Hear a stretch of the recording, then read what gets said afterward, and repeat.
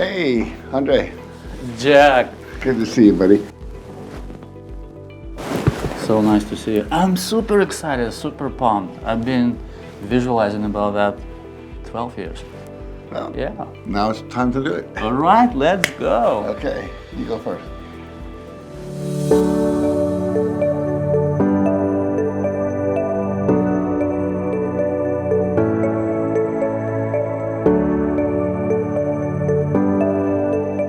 Welcome to CEO for a Day, the show where high-performing founders and CEOs learn how to scale from 100 million to 1 billion and beyond by learning directly from minds who've done it. Today's guest is not just a global icon. He's someone who changed my personal life. Back in 2012, I attended Jack Canfield's training, Train the Trainer, and had the rare privilege assisting him behind the scenes at his Breakthrough Success event. That experience opened my mind, transformed my thinking, and planted the seeds for everything I built since, from my real estate empire to this very show. He is the co-creator of Chicken Soup for the Soul, a publishing phenomenon that sold over 500 million books worldwide. He is the author of Success Principles, a speaker, a mentor, and one of the most influential people in personal development space. So today, we go deep, not just into personal success, but how to build a billion-dollar business, team, and legacy. Please help me welcome Mr. Jack Canfield. Jack, it's absolute honor to have you here. I've been waiting for this for many, many years, and I want to thank you for being a transformational leader who changed many thousands of lives. And as a gift, I wanna give you a book. Right, thank you. Total Financial Awakening, my story, how I built a real estate empire, and you inspired me to write it. Yeah. Thank you. And as I said on the cover, this book will make you believe that you can be financially Exactly. free. Yeah. You gotta believe first. I love the picture with the $100 bills making the little house. That's very clever. Someone just gave me, you can buy on Amazon these $100 bills, but in packs of like $10,000. Yeah. And they actually bought enough for $1 million, put them in a briefcase, and sent it to me, like a drug deal, you know. Yeah. When they're trading the. I'm going to use it as my affirmation. Good. But first, I want to briefly tell the audience like how you impact my life personally. Sure. I came to this country with no money, no English. I'm still learning it, and no connections. And when I attended your workshop, I went to Train the Trainer. It's a workshop that you do. It was 3 times a year, training 1 year long. 1 week long. And that completely changed my life. I want to thank you from the bottom of my heart.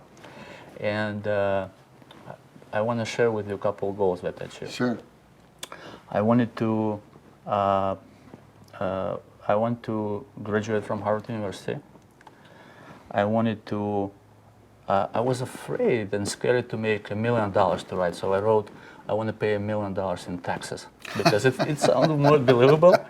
I wanted to donate $1 million to public charity to impact people's life, and I wanted to write a book, and I wanted to build a $100 million business.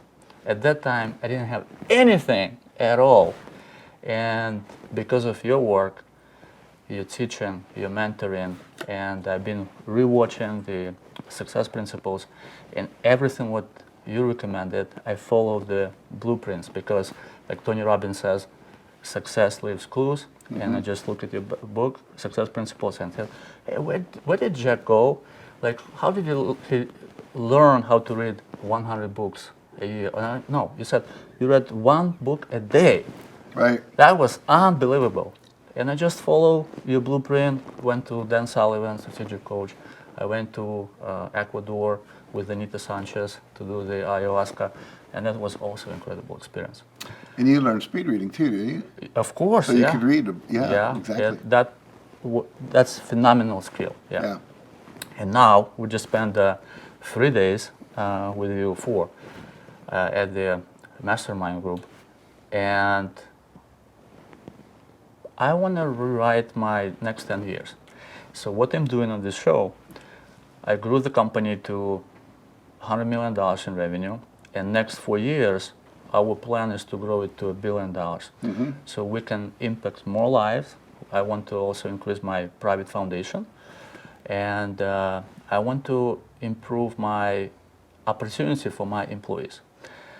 And last time I went to your training in 2012, and since that I become really skeptical, pragmatic, because you run a company, no one hugging you, right? No one tells you like, hey, like positivity, like people usually call you, send you like challenges, or if it's a big problem, we say it's opportunity to learn. So I would like to start like, what would be, how would someone reframe growing the company from $100 million to $1 billion? And what would be the framework that you recommend to do? Well, you have to expand your consciousness to hold that number. As you know, in our workshops, sometimes we do something called muscle testing, where I'll have someone say, I'm comfortable, ready, and able to earn $100 million a year. And if their arm goes down, it means some part of them isn't. Some part of them is afraid of it, some aspect of it, afraid that people are going to take their money, afraid they're going to kidnap their children, afraid they'll never have any free time, whatever it is. So we have to surface the limiting beliefs that are holding you in place. And I can only speak from my experience. Many, many years ago, I was in Texas, and the guy said, you got to go see John DeVore. He's amazing. He'll help you. And so at that time, my goal was to make $8 million personal income after taxes. And I kept saying, what's my staff? They can't hold that vision and everything. So John said, put your hand out. And he said, I'm comfortable earning, $8 million a year. My arm went weak. He said, no, you're not. He said, it's not your staff. So he did a lot of work with me to change my beliefs and realign energies and stuff. And then it was like $8 million a year, strong. $100 million a year, strong. $1 billion a year, strong. All the money in the world, no one else gets anything, strong. It was like, I don't want to do that, of course. But the point being, all of a sudden, my whole energetic belief system shifted. So you've got to be able to hold that concept and believe that it's possible. And then I think you've got to start visualizing what would that look like. That's why it's so valuable to have heroes, mentors, models, whether it's, whether it's Richard Branson or Bill Gates or somebody. And then I would start saying, read what they write so you get how they think. And there are people that talk about that, how I made my first billion, things like that. Someone just came out with a book called How to Make Lots of Billions of Dollars. Oh, wow. I never read that. I think that's the title, but pretty much someone just told me about it. But immediately you go, lots of billions. Yeah, it totally shifts you. So you've got to be able to hold that and then develop the sense that it's possible without it ruining your life. Because a lot of people think they're not going to have any free time if they do that. Your ego is designed to protect you. It's not there to help you succeed, it's to protect you. It was like, they actually found in research that people in the let's say, million years ago or whatever the cavemen were running around, it was the pessimists who actually succeeded and lived longer than the optimists. The optimists were like, there's no tigers.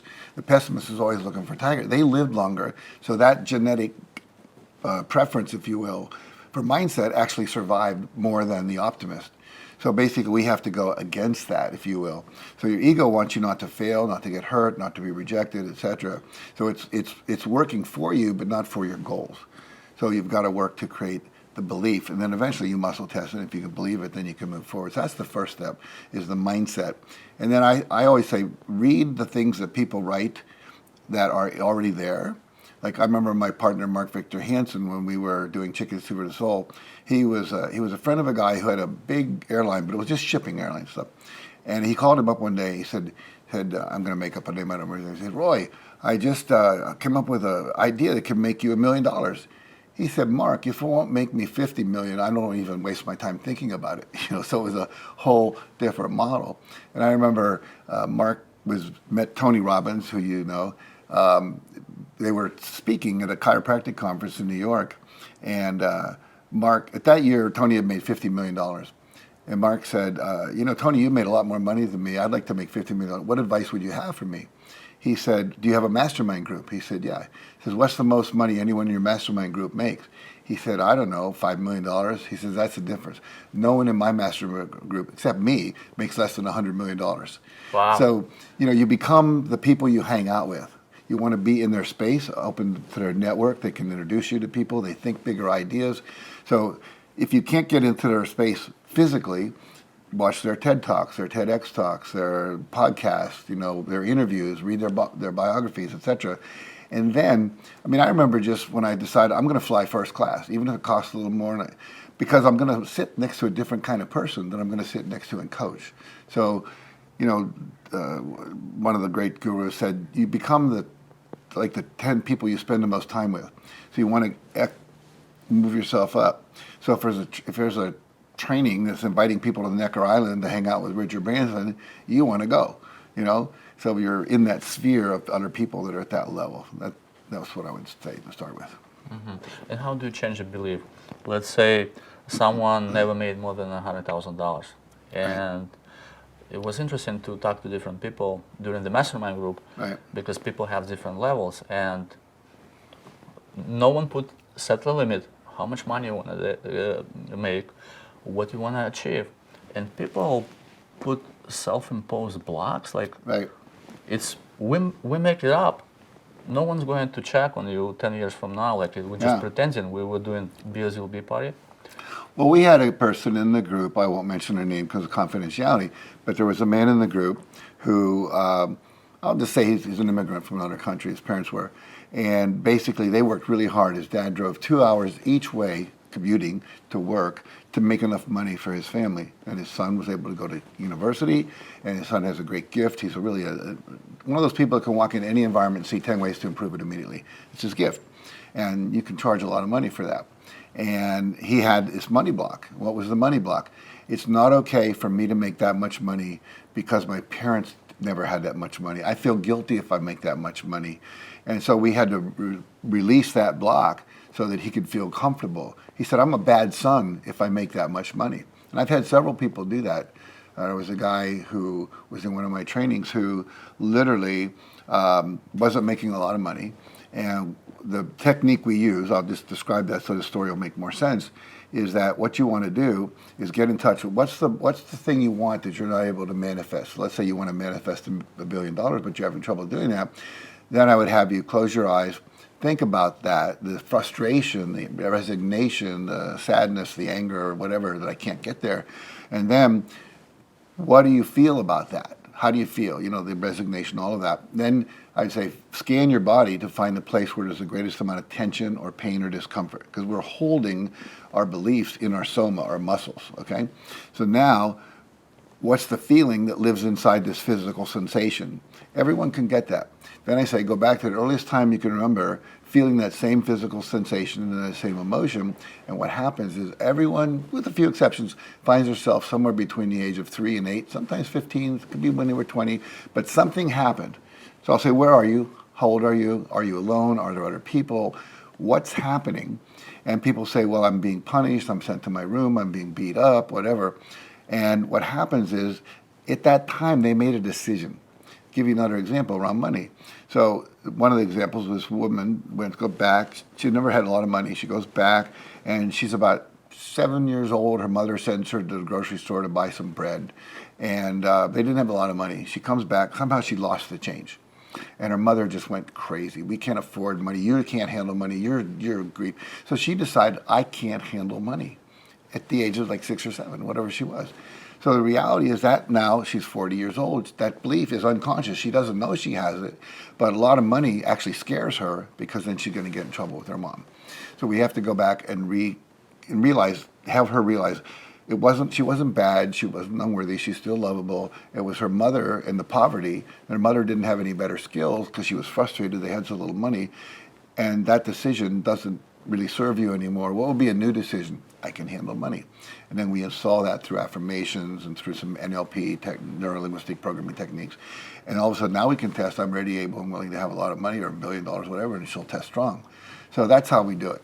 And as you know, from the Train the Trainer program, that script for that exercise you have available to you. You can use it for anyone you want.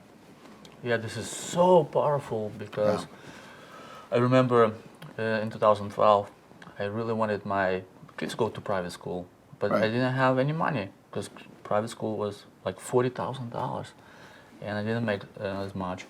And what I did, I create visualization, and I prepare to do massive action. I apply the kids to school, and they got scholarship. Not from first school, but from a second. And like for, I think probably 2 or 3 years, up until the moment when I was able to generate enough income, I was able and pay for the school. But that was such a great decision. Yeah. And so thank you again from my kids. Now my kids in a private school, and they want to go. My daughter wants to go to Harvard, and in a great school in Miami, and that's phenomenal because of you. So you affect a lot of lives, not only like one generation, but many generations beyond. Yeah. Well, anyone that ever changes, it's like throwing a pebble in a pond, the ripples go out. As you evolve, everyone around you is energetically affected by that. So good. So it's incredibly difficult or challenging to grow a business, and we have grown the business. By the way, that's a belief. Okay, well, let's work on it. Okay. That's why I'm here. Okay, we built a business, and we were hovering about $100 million for the last 5 years. We wanted to scale, then we had COVID, we had to stop, then we had interest rate environment completely changed. The interest rate went up 3 times. Then, unfortunately, my general manager and partner in one location passed away. So we we were on Inc. 5000 fastest growing company list like for 6 years in a row, and all of a sudden like we stopped growing. And then when I went to Harvard, I met a lot of people, and not all of them were talking about positive mental attitude. Like they had different beliefs, Right. and they great people, great business people, but there was a lot of skepticism. Example, what is the chance that a business can succeed? Like 95% of the time, like it will fail within 5 years, right? So like to change that belief, and when you have a lot of skeptical people, it's really hard to do that. We just need to get a button that says 5%. Oh, I love it. I love it. 5%. Let me tell you a story. It involves real estate, maybe different than what you're doing in your company, but I was doing an all-day seminar for owners of Remax franchises up in New England. They were all from all states of New England, and it was right during there was a recession going on. I don't remember exactly what year it was, and everyone was down about 40%. Almost every business person I talked to in America was down about 40%. And so I'm mentioning that, and then this one guy said, "Not me." I said, "Really?" He said, "No, I've doubled my business during this time." I said, "Come in the front of the room, we need to talk." And I said, "So you must have a different belief set than they do." He said, "Yeah, most people when they hear there's a recession go, I better bulletproof myself, so I'm going to get rid of some staff. I'm not going to ever put as much money in marketing and all that." And he said, "I have a belief that I make money no matter what the economy's doing." He said, "I actually make more money during the recession than anywhere else."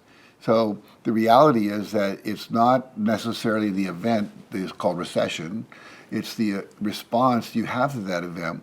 So we have 3 responses: our thoughts, our imagination, the images we hold, and our actions. So basically his thought was, I do well no matter what the economy is. When you have that belief, you act differently. And the action is what creates the ultimate result. And we've seen people get like this. When the pandemic hit, we had about $860,000 in deposits for our live trainings. All of a sudden, I'm running a training here in Santa Barbara, and the sheriff comes in and says, "You have 10 minutes for everyone to disband. State law says you can't have people gathering anymore." So now I've got all these deposits. People can't come to any seminars. And what do? So a lot of people went out of business. A lot of people lost money. And I got on the phone, and I got about 7 or 8 people who do this work. And I said, "We're going to brainstorm ways to get through this." And that's when I learned about Zoom, and we can do these things, and we do virtual. We actually made more money because we were able to have people take our seminars online from India and Saudi Arabia and South America and whatever. So we actually were doing trainings sometimes with 150 people, and where it might have been only 30 people if we'd done it live. And I was doing these free belief change exercises, 2,000 people. I would do it free twice a year as a lead generation to get people to come into my trainings. 2,000 people would show up from 40 countries. I couldn't have done that before the pandemic. we still do online stuff in addition to live stuff. So again, what did I do? I didn't say, I called people up and said, how are we going to get through this? We all brainstormed and we got through it. So, I always say when there's something that's a problem, you got to have a strong network. If you're going to be a billionaire, you want to start hanging out with people either who are there, halfway there, or want to be there. So you're surrounding yourself with fellow players. Yeah, I'm working on that. So let's just Sure. give an example how Okay. to work on belief. So let's say I really want to buy another, like we have a beautiful house like at the center, but I like to have a house on the beach, like it cost about $10 million, maybe 15. And when I look at the house, somehow I have on my back of my mind, it's like, that's a lot of taxes, insurance, and then if I grow my business, like my business has a lot of debt. Yeah. Let's say like we have $70 million at any given time that I have to repay. And if I Right. grow, not if, but when I grow, when I grow to $1 billion, like I will have to increase my debt to $700 million, and like that's scary, risky. And same with the house. And like during the seminar, I was able to reframe, but I would like to work with you and get your advice.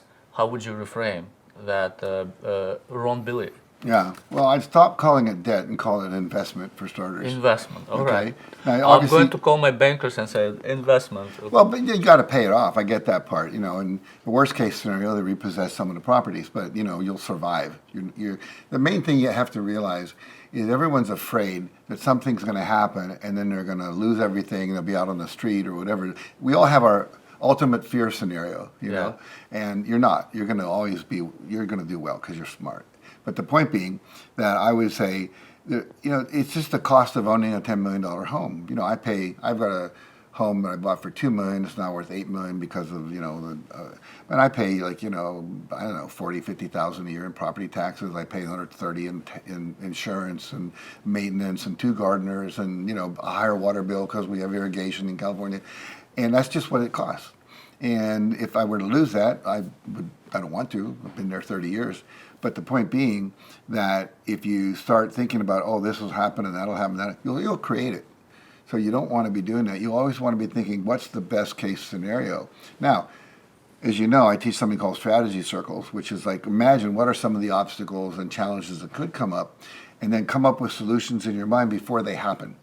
And then you realize, I can't handle that because I've got solutions. But if you don't have those solutions in mind, then it seems scarier than it is. And whenever we're in fear, we shut down the prefrontal cortex of our brain. The amygdala takes over. The amygdala is the fight, flight, or freeze, or fawn part of ourselves.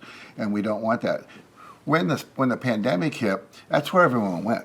I'm going to lose my job. I'm going to lose my apartment. I'm going to have to live with my wife every day of the year, and I'm not sure I can handle that. Well, whatever that fear was, it now activates this part of the brain. The creative part can't function because the energy isn't there. It's back here. So we always want to be up here. That's where we create from. That's where both logical, rational thought and creativity thought occurs. So we always want to be activating this, and that's through meditation. We calm ourselves down. We realize everything's great. And then, as you know, visualizing that house on the ocean, visualizing it. I remember this one guy said, I visualized a Porsche. I forgot to visualize the income that would support it. So you want to visualize both things at the same time and make intelligent investments, do it at the right time so you don't, because your world is one where you have to be constantly creating debt to create income over time. I don't know if this is true, but I heard that Robert Kiyosaki, when the pandemic hit and people were selling a lot of homes, borrowed $1 billion to buy real estate because he knew it was all going to be distressed.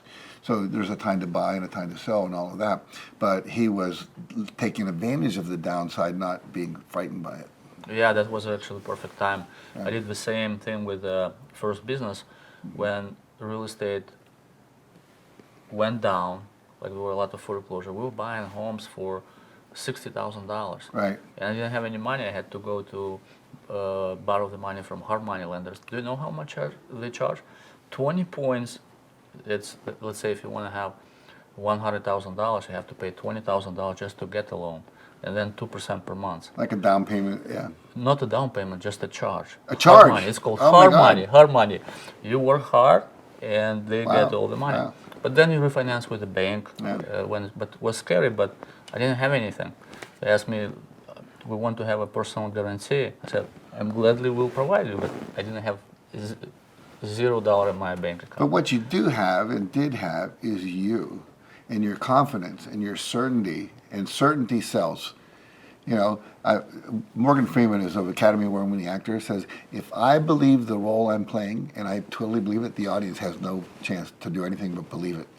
So I have a friend, Cherie Carter Scott. She was applying for a loan to develop her business, and they said no. And she said to the loan officer, I want to meet with your board. What? I want to meet with your board. Why? No one ever says no to me. You're making a huge mistake. Your bank's going to regret it, and I want to meet with your board and explain to them why I'm a good risk. And they were so touched by her confidence that they said, okay, we'll give you the money. Wow. Because I can trust you if you're confident and you display your competence, you know what you're doing, then I'd be a fool not to. Yeah, I tried it a couple of times. It didn't work. But you did get a yes, though, right? I got a yes. Yeah. Like I remember, and the best concept, and I think it will be helpful for everyone who is watching, is Right. asking for help Yes. and asking for feedback Yes. and rejection. That Right. was the biggest, the best principles for me. So Right. what I did with the bank loans, I started calling, like I put on a list every single bank and credit union in my city. I called them. Hello? Would you click, click, click. And then I started collecting rejections. Right. I have a Dropbox folder where bankers send email. Unfortunately, a loan is not approved. And then when the first bank approved me, second bank approved, third bank, fourth bank, and now we have a lot of banks, and like they compete for our business because we borrowed a lot of money from Right. them, and we have great relationship. Right. Yeah. So maybe you can tell a little bit about asking. I also noticed during the workshop, Right. a lot of people have they're very uncomfortable asking, Yeah. especially probably men. Well, as you remember, I asked the group, how many of you have trouble asking or uncomfortable asking? Almost everyone but 3 or 4 people raised their hand out of 27 people or 28 people. So what happens is most people are afraid of rejection because usually they got rejected as a child or something that really hurt. So rejection now always has that emotional load attached to it. And so for me, it's a numbers game. What I teach is no next. When someone says no, you say next. Next person. And next time, you can go back again 6 months later. They may have a different banker. They may have more money. The economy's changed. You're successful now, whatever. So ask. I have a chapter in the book called The Aladdin Factor. The title of the chapter is Ask 17 times. Yeah, that's such a great book. Yeah, and so what happens is rejection means you don't let it stop you. You know, Chicken Soup for the Soul, 144 publishers turned us down, and the reality is that the 145th one said yes. And I had collected all the rejection letters, and You did? yeah, and most of them were hard. Back then, it was almost before the internet. And what happened was I was going to staple the New York Times list to each one and send it back to them because we were Really? number one. And fortunately, I couldn't find the letters, found them later. But I don't think that would have been very nice. So God was saving me from doing that. But yeah, and I would meet people at book conferences and they say, we're so sorry, we regret not having said yes to you because we would have made millions of dollars, But nobody ever knows. But I believe that what wins in life is persistence. Is really, really important. You got to do it over and over and over. And every time you get a no, I always tell people to ask the next question. What would have to happen for you to say yes? And I learned that about after about the 120th rejection for our book. And so the next person I said, what would have to happen for you to say yes? He said, we need to know we could sell 20,000 copies. A banker wants to know, we need to know that you're actually going to pay us back, that you have the capacity to do that. And so I said, okay. And Mark and I, or my co-author, we put 8.5 by 11 sheets on every seat of every talk we ever did for the next couple of months. 1,000 people, 50 people, whatever. When we had 20,000 commitments to buy a book, all handwritten with their address and stuff, we went to the publisher, banker's box, said, here. He went, okay. So he told us what he needed My first bank loans, I got turned down 4 or 5 banks in a row. At each one, I say, what would have to happen for a bank to say yes? You'd need better this, you'd need that, you'd need that. By the time I got to the 5th or 6th bank, I had all that, and they said yes.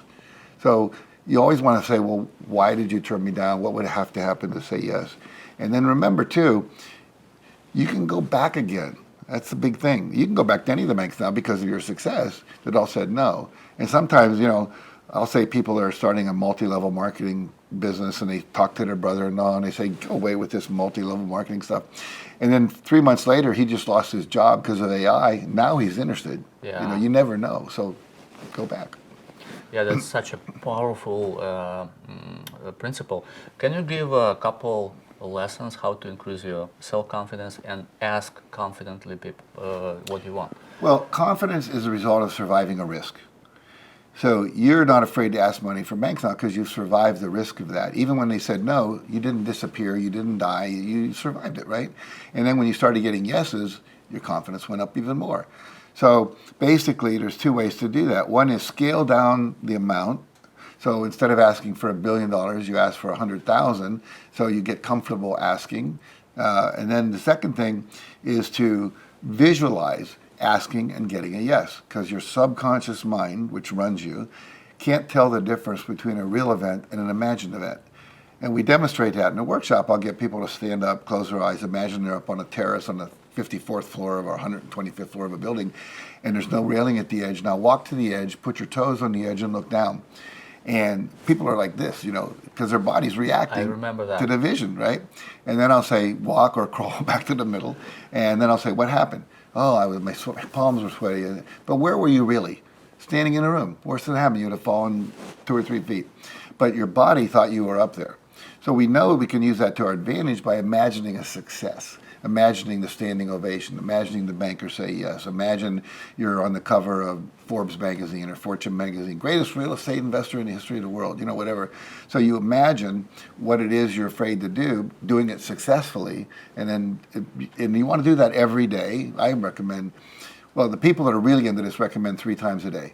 When you first wake up, sometime in the middle of the day, like on your lunch break, just take a couple seconds or a minute or whatever and visualize that.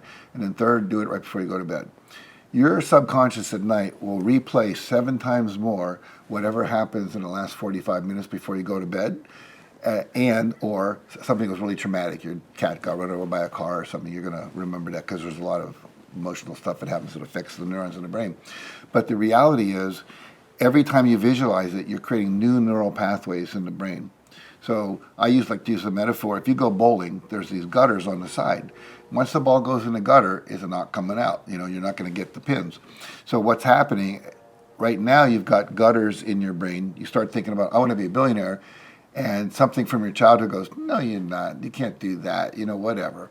And so basically, you're now in the gutter. You're not going to get there. So we want to create new gutters, if you will, new neural pathways in the brain. What happens is your neurons, every time they fire together, they get a little thicker, and the relationships of the axons at the end of the neurons, they're stronger. So by repetition, pretty soon you've given a speech or you've asked for something or whatever, thousands of times. If you did it 3 times a day for a year, that's over 1,000 repetitions. So we say it usually takes about 60 to 120 days to change a belief if you do what we're talking about and have an affirmation. I'm so happy and grateful I'm earning $1 billion a year.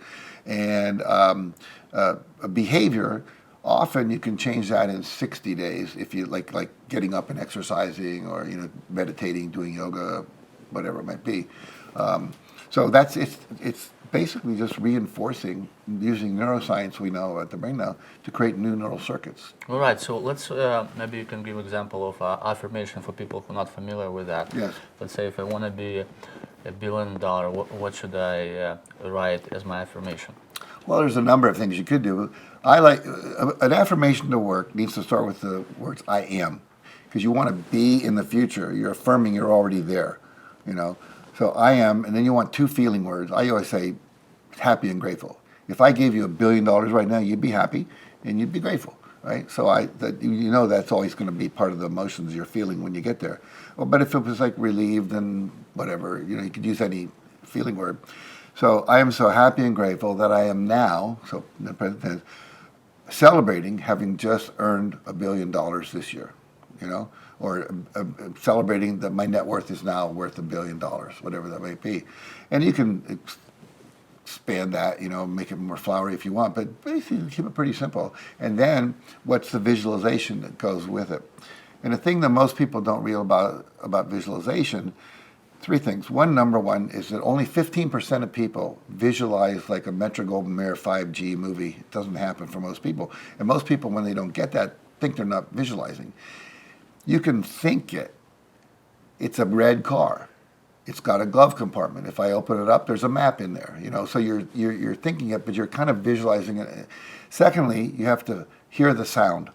So what's the sound of your wife saying, "Gosh, honey, you made it. We're billionaires. We got that house on the beach," and your kids are going, "Dad, I love it. I love that. Yeah. Yeah, exactly right. And then also, finally, what would you be feeling? And as an actor, you have to create the feelings. And a lot of times people say, well, I don't know what it would feel like to drive a Mercedes-Benz or a Rolls-Royce or whatever. Go to the Rolls-Royce dealer. Test drive it. Now you know what it feels like. I don't know what it would be like to be in the presidential suite at the Burj Al Arab. Go there. Tell them you're going to have a wedding party. You want to rent that. They take you up there. You look at it. You now know what it feels like. So the idea is or you can watch a movie. We all know we don't want to go to war, even if we've never been to war, because we see how hellacious it is from a movie. So we could watch movies of that kind of thing. Yeah, that's perfect. That perfectly leads to another principle: being comfortable, being uncomfortable. And I remember you did during the workshop exercise, go and buy a short. I remember myself, like I walked at the Nordstrom first and bought the most expensive shirt, and I like it. Now I don't go to Nordstrom. I go to a different place. Yeah. And it feels even better. I had the same experience. I took a job for a training company in LA. I moved from Massachusetts. I had my own center, but I wanted to get into running groups for 100, 500 people, and this company did that, and I wanted to learn how to do it, the business of it, as well as the being in the room doing the training. And the trainer was a lot wealthier than I was at the time, and he bought all his clothes on Rodeo Drive. And he said, "You want to go over? I'm going to buy some shirts." And Rodeo Drive, sure. So I walk in, and the shirts are like, I don't know, 130, 150. Now some of those shirts are $250, and they're better quality material. The tailoring's better, everything. And I was buying my shirts at Nordstrom, $38. And I said, I can't be a wuss. I got to buy at least one shirt with them, just so you'll think I'm cool. So I bought that shirt, took it home, wore it, loved it. Every time my shirts would come back from the laundry, that was the first one I wore. Yeah. Now I probably have 50 shirts like that. My wife thinks I'm can I say shirt whore? But the point being, I love shirts and I get good shirts and I feel good in them. This is one I'm wearing right now. But the point being that every time, that's again, if you risk doing the good thing, your brain prefers it now. So it's going to figure out how to get that for you because you now have a preference. And if you believe it's possible to have that preference, then it will orchestrate things to happen. There was a woman in our workshop you keep referring to who literally was having a real tough time with her kids. And, they were not treating her like a good mom and everything. And finally, I got her to let go of the need for them to do that. Because every time she approached them, it was like, give me, and they were going, like this. I said, quit expecting them to be what they are. And I often will have someone go up to the wall and say to the wall, become a car, become a car, become a car, become a car. I said, how long do you think it's going to take before the wall becomes a car? They go, it's not going to happen. I said, well, your kids are not going to change either, unless something in you changes. So she let go of all that. And within 5 hours, her daughter called, her son called, and they had a great relationship because the energetic had shifted. It's powerful stuff. Yeah, that's such a powerful principle. But a lot of people just dreaming, visualizing. It's also important to take action, right? Absolutely. Yeah, I always say that visualization without action is delusion. I love that. Yeah. Delusion, yeah. Yeah. So what happens when you do what I just talked about, affirmations, visualizations, belief, start acting as if, how would you act if you were a billionaire? What would you do differently?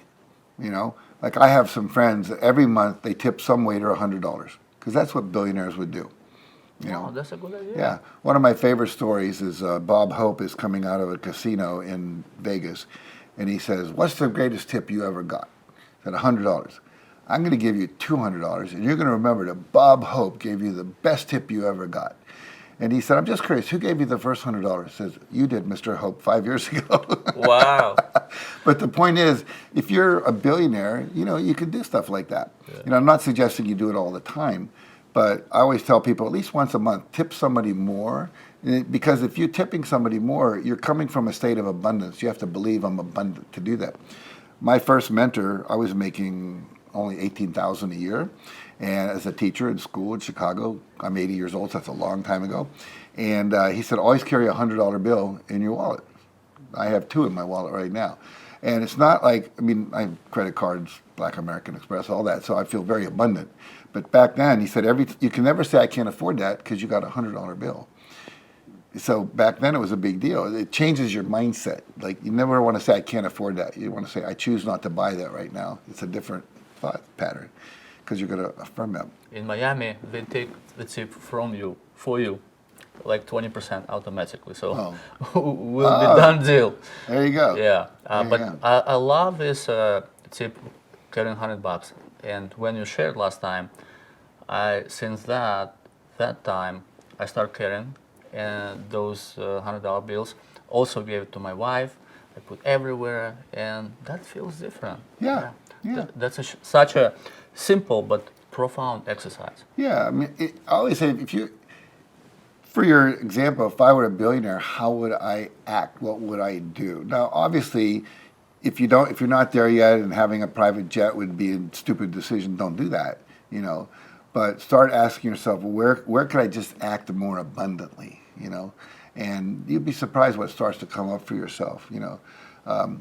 When I first moved to Santa Barbara, I was buying $38 bottles of wine. Now I buy $150 bottles of wine. Then I decided to stop drinking last year, 2 years. Well, in the pandemic, I had maybe 5 drinks since the pandemic started, and so I'm giving away $200-$300 bottles of wine to my gardeners, to the guy who's my maintenance man. They think I walk on water, but I get a thrill every time I do that. I'm abundant.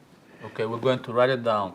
If you wanna feel like a billionaire, give away $200 to $300 bottle of wines. Yeah, well, think about this. Yeah. I was in Dubai. The Burj Al Arab's the only 6 or 7 star hotel in the world.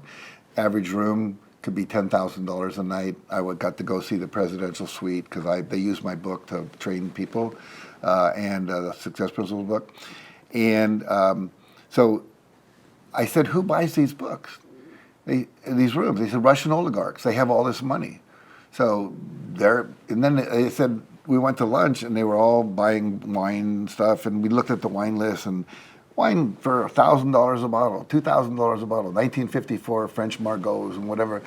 And they said, yeah, we love when the oligarchs are here because that guy will buy $1,000 wine. This guy sees that, he wants to outdo him. He'll buy a $2,000. They're all trying to show up, But the point being, they're not hesitant to spend the money.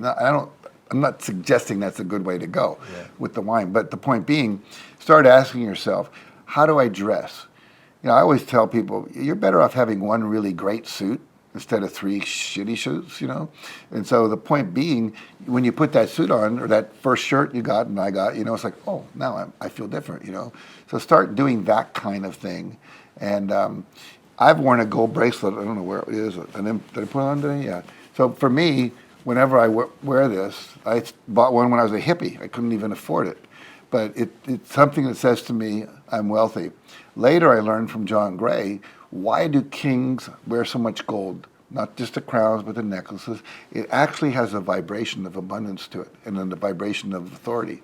So for me, I have several gold things on, just working with that energy, right? Wow, I didn't hear that story. Yeah. That's great. Let's talk about rejection. Yes. How to get comfortable when people say no, no, no, no, no. Right. Well, what I teach is that every no is a step toward a yes. And one of my favorite authors is Ken Blanchard, and he wrote a book with Larry somebody, I'm forgetting his name right now. Anyway, Larry was a really good sales guy, and Ken's a really good management trainer. And what he said, he was selling encyclopedias when he was a young guy. And what he learned was about every 10th person would buy one. He'd knock on doors, neighborhoods, and about every 10 people would buy one. So he'd knock on a door, and they'd say, no, we don't want to do that. He'd say, well, thank you for the $100. because he would get $1,000 commission or something like that. And he go, what? Thank you for the $100. What do you mean? I just said no. I know, but you said your no is good. And I only got 9 more to go before I get my sale. A lot of times when he started doing that, people would say, well, don't go yet. Wait, you're interesting. Come in and let's talk about this. He would sell more encyclopedias by that. But the point is, whatever the sales cycle is, like if you're selling $1 million printing machine, you may get 40 no's before you get a yes. Or if you're selling private jets, you're going to maybe get more no's as opposed to someone selling greeting cards door to door because there's expense. So there's a sales cycle. Every no is getting you closer to a yes. There's a wonderful book called Go for No. So what most people do, they get a no, they feel depressed. If you get a no and you know it's on your way to success, you go, oh, wow, great, thank you. Celebrate the no. So get as many. He says, the two authors of the book, set a goal for how many no's you want to get today. Wow, I never thought that way. And then the no is never a disappointment because you know you got to get some no's to get there, right? So now it's like, yes, I got another no, we're good. When I was running workshops in St. Louis, we found that about every 9th person that my enrollment teams would talk to, they were all volunteers, just true believers. They took the training, it changed their life, they wanted to give back. About every 9th person we get a yes. So one guy, he was in there for 2 nights volunteering. He got 81 no's in a row. 81? And the next 9 people said yes. So wow. the averaged out. What if he'd have stopped after 50? Yeah. Said, nah, I don't want to do this. It's too depressing. So don't let the no stop you. And again, what would have to happen for you to say yes? That conversation often turns a no into a yes. Yeah, I actually use this asking a lot. I was very uncomfortable asking. I don't know why, but if people ask me like, hey, like, can I help you at the store? I was running away because I didn't want to accept help. And now I ask them right away, hey, this is my list from my wife. Can you help me? I also start asking a lot of discount or upgrades after your workshop. Mm-hmm. So every time I come, I said, do you have Andrey's discount? I said, like, what? Who is Andrey? It's me. But I also expect that they might upgrade me. And do you have? Can I upgrade my room for free? Yeah. And a lot of times they do actually, but no one asking. Exactly. I've gotten a lot of upgrades to first class. Now I just buy it, but before then, and I didn't always get a yes, but I got yeses. And can we get a seat by the window? I'll share you a couple really cool things. Now, this is the billionaire mindset again, right? So I'm with Patty Aubrey, my business partner, as you know, and we're down in San Diego, and she taught me a lesson. We were going out to this restaurant. We walked by. It was an Italian restaurant. You can see in the window everyone was having a good time. It looked great, and there was a big line at the concierge, the hostess. And I said, Patty will never get in there. That's me, Mr. Positive, right? So she said, watch this.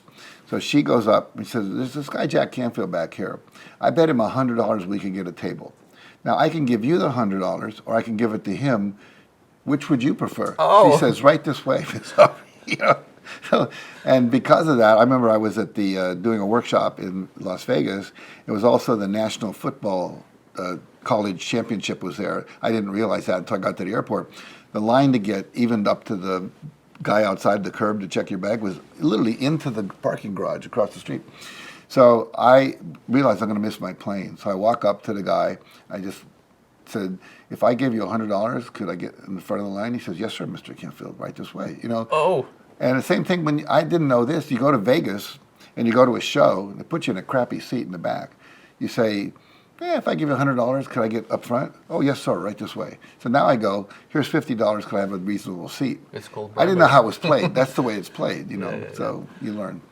Yeah, that's amazing. I do the same thing. Yeah. Yeah. So people visualize what they want, then get comfortable being uncomfortable. Right. Asking, what else? Well, let's talk about uncomfortableness for a minute. So there's a recent research done down at Pepperdine University at the business school there by a woman psychologist, and they found that entrepreneurs that were most successful were the ones that were willing to be the most uncomfortable. When I was in the rainforest working with some shamans doing plant medicine, you mentioned ayahuasca, and so what happens was this shaman said the problem with the people of the north, meaning North America, you're all addicted to comfort. Nobody wants to be uncomfortable. You got your air conditioning, your heaters, your beds are soft, you know, you got rain gear. But he was also saying you've got to be uncomfortable to take risks. You know, it's uncomfortable to ask the first time. It's uncomfortable to say, well, what would have to happen? It's uncomfortable to say, I don't agree with you. Or it's uncomfortable to say, will you upgrade me for the same? Because you're afraid of the reaction. But the more willing you're to be uncomfortable, as you were when you were talking to the banks, the more likely you're going to succeed. So we always say success happens outside your comfort zone. Growth does not occur when you're comfortable. And there's a wonderful book called What's in the Way is the Way. If you want to grow, which you do, and you want to grow your business, your business will never grow if you don't. That's another principle. The leaders have to be evolving, and the culture has to be a learning culture that evolves. And so what happens is that you have to be willing to stretch. Like that's why, like go to Tony Robbins, do a fire walk. That's uncomfortable. You get to the other end and you didn't burn your feet. You say, "Oh my God, what else have I been telling myself I can't do?" Yeah. Right? Skydiving, scuba diving, learning to snorkel, whatever, swimming in the ocean with the sharks. You know, and so the reality is, we have to get comfortable being uncomfortable. And that's the people who succeed, is to get out of their comfort zone. You have to get 20 miles outside of it.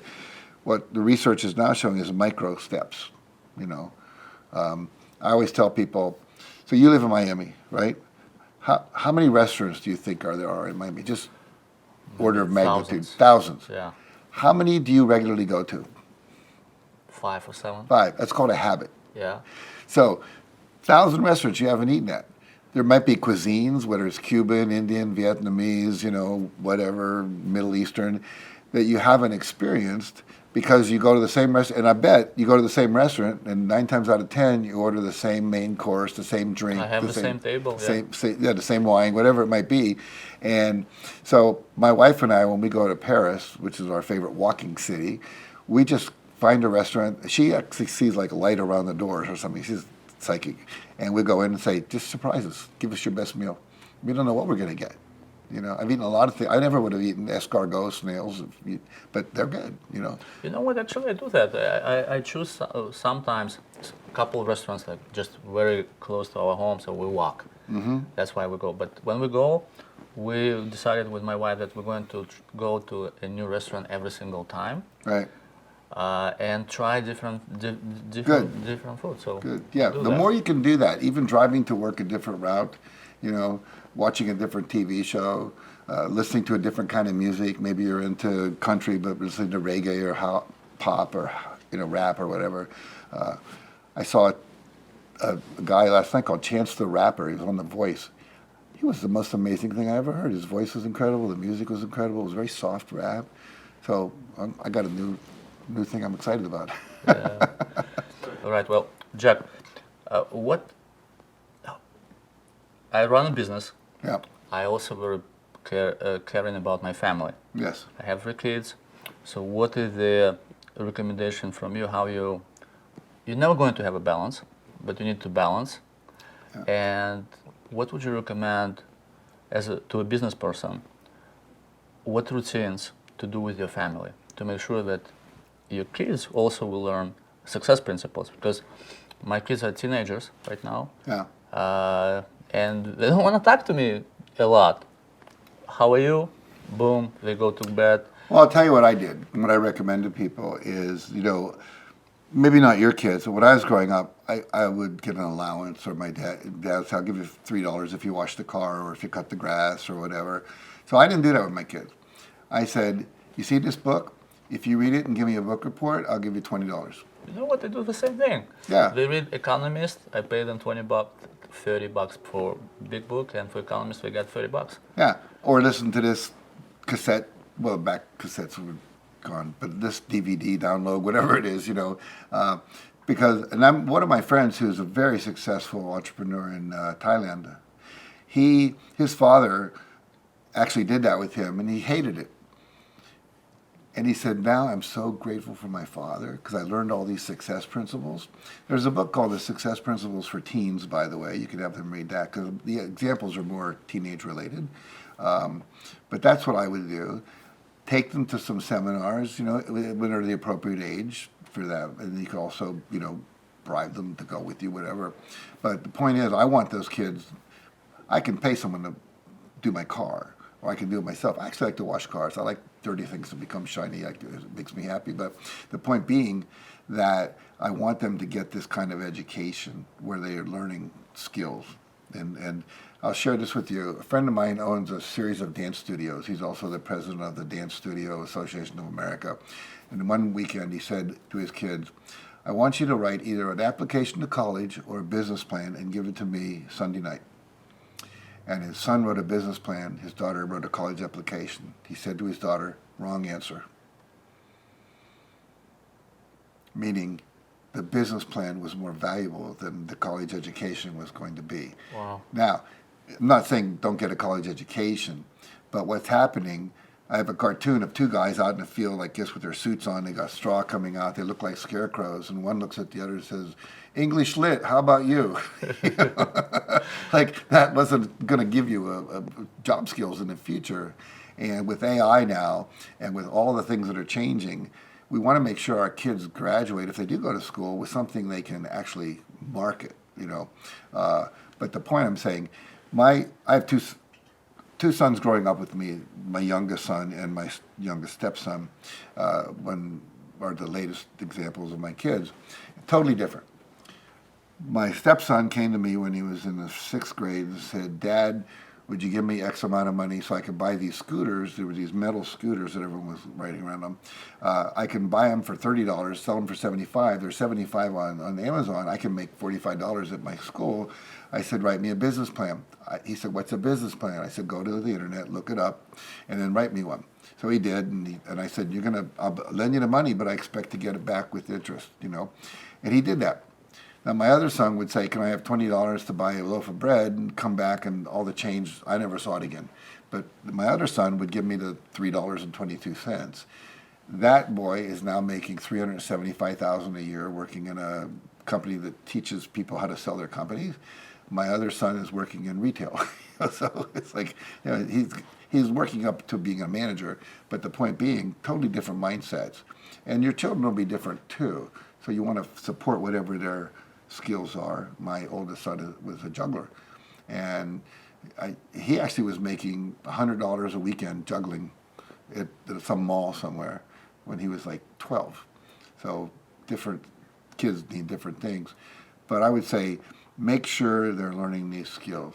It's important. And also, Brian Tracy says the greatest skill you can learn, and you know this from their bank experience, is how to sell. How do you enroll people to give you what you want? And so his dad made him sell encyclopedias door to door. That's a little ancient now. We got Wikipedia. But if they learn how to sell, they're always going to be successful. Mm-hmm. And what advice would you give to your... Oh, and I want to go back to the balance thing. Yeah. For you want to make sure that you schedule time. As a parent educator, which I was for years, every child needs alone time with you. One-on-one, not the kids going to IHOP for breakfast on Saturday, but I'd just be playing a video game with your son for an hour. It might be doing something different with your daughter, whatever. But make sure you do that. And recently was talking to a bunch of Silicon Valley CEOs, and they all are very stressed out. But one guy said, I made a commitment. I'm going to be home 3 nights a week for dinner and play with them, put it to bed. So he puts it in his schedule. He doesn't schedule meetings and so forth and so on. Rarely there's emergency, and sometimes, but if there's an emergency and you skip Tuesday, you got to make it up on Friday or whatever, so that they know that Dad is present. And if you're traveling internationally, make sure you call, bring them presents when they come home, find out what their love languages are. Do you know about love languages? Of course. Yeah. So my kids all have different love languages: gifts, quality time, nurturing touch, whatever, and make sure you do that as well. But it's scheduling time, quality time. Quality is actually better than amount. So if they really have your full attention, that's important. Yeah, that's so great. We meet with our kids. We meet with them on Sunday morning. Mm-hmm. We have dinner scheduled at 7:30. Mm-hmm. If they cannot make it up, then we'll schedule a different day. And they have to report every week or do a briefing for me. Oh, cool. They read The Economist. I pay them $30. Mm-hmm. And at the beginning, we started 2 years ago. at the beginning they didn't really wanted to read. My daughter didn't like Wall Street Journal, but she's more artistic, and now she's publishing. She's 15. Cool. She's publishing her own magazine, and now after 2 years, they like very comfortable talk about politics and economics, and that's super cool. I'm going to recommend something else. When you have your family dinners, don't do it every week, but maybe you do it every other week or whatever. Do something called a heart talk. And a heart talk is basically you say to kids, what's up? What's the thing you're most concerned about? Maybe it's the greatest fear, the greatest excitement, the greatest whatever. We're talking about emotions. And the idea is you're passing something, physical object around. It could be a glass, but whoever's holding it, they know that it's their turn. And they get to talk for as long as they want. No one can interrupt them. And then they pass it to the left. You go around the table. You do it. Your wife does it. The kids do it. And what happens, you're starting to get a little more intimately into their emotional life, which is really critical. And it's a great tool for your management team when you're running this business, that people can actually talk about their feelings, their fears, their excitements without being interrupted, told they're wrong, whatever. So they feel like they're in a safe space. Very important. Yeah, that's such a great exercise. We've done it a couple of times, and that's our Wednesday. Wednesday. When we discuss, yeah. Good. Yeah. So, what advice would you give to your 45 years old? Because you're 45? I'm 44. Yeah. You're So 44. will be advice for next year. Well, it's different perhaps for you. I would tell me write more, Okay. write sooner, because the books have been the big. I made a lot of money off Chicken Soup, but the other books have been entry points where people read them and then they want to hire me to come and speak about it, And so it established me as an expert, like your book does with your financial book. But for you, I would probably say you're doing a lot of what I would tell myself or you, which is like constantly be involved in growth, whether it's every quarter or twice a year or something. Do something like the workshop we just did, the ayahuasca you did, whatever. So you're constantly growing. And then your staff, because I know one of the things you wanted to talk about is how do I work with my staff to get them to be able to hold this $1 billion vision. So the main job of a CEO is to hold the vision and then hire people that can fulfill the vision. And the other thing that's important for you is to start training your replacement. Who could be you so that you're not always working in the business, you're working on the business. Systems have to be developed. Are you familiar with Michael Gerber's E-Myth book? Of course, yes. Yeah, so make sure you have those systems in place. And then I would figure out in your situation some way to do some minor profit sharing thing. Because one of the big issues for companies as they grow like that is people leave. And they become your competition and they take everything they know with them. So you want to make sure they're bound in so they don't want to leave. They do this to the people on Wall Street in the big firms because they always have the bonuses. You get a third this year, a third next year, and a third next year. No one ever wants to leave because they're going to lose their bonus. I don't want you to capture people in a mean way, but you want to make sure that people see, I'd be stupid to leave here because this is constantly growing. As the company grows, the profits grow, I also grow.